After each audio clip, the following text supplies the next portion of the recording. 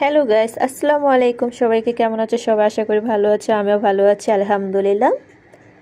তো গাইস, আজকে আপনাদের সাথে শেয়ার করতে আসছি আমার নানুর হাতে সেই পুরনো ডিম তরকারি, যেটার মজা আমার মুখে এখনো লেগে আছে। আমার নানু নাফিরা দেশে চলে গেছে, এখন নিজে একটু ট্রাই করতেছি নানুর হাতে রান্নাটা খাওয়ার জন্য। আর সবাই আমার নানুর জন্য দোয়া করবেন। আসলে আগের দিনে মানুষ তেল কম দিয়ে, মশলা কম দিয়ে খুব ভালো রান্না করতো, আর ওইগুলো আমরা অনেক মজা করে খেতাম।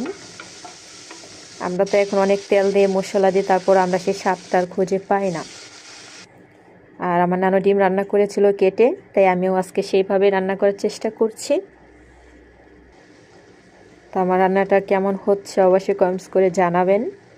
ভাবতে পারেন যেন কেন আমি ডিম কেটে দিয়েছি, কিপটামানি করছি মনে হয়। আসলে না, আমি যেভাবে খেয়েছিলাম আমি সেটা রান্না করার চেষ্টা করছি। ডিম কেটে রান্না করার মজাই আলাদা, এটা যে খায় সেই বুঝে। ডিম কেটে রান্না করা এটা কোনো কিপটামানি নয়, ঠিক আছে?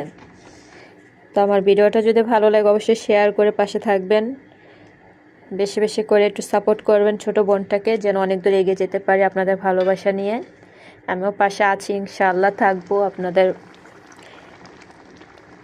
ফাইনালি আমার তরকারিটা হয়ে যাচ্ছে আপনাদের সাথে কথায়। ওইদিকে কিন্তু আমি ভাতও হয়ে গিয়েছে, আমার খিদেও পেয়েছে অনেকটা।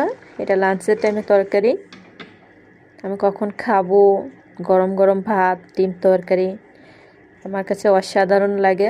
জানেন আপনাদের কাছে কেমন লাগবে। তো গাইস, ফাইনালি হয়ে গেল। দাওয়াত লইলে সবাই চলে আসেন, ভালো থাকেন, আল্লাহ হাফিজ।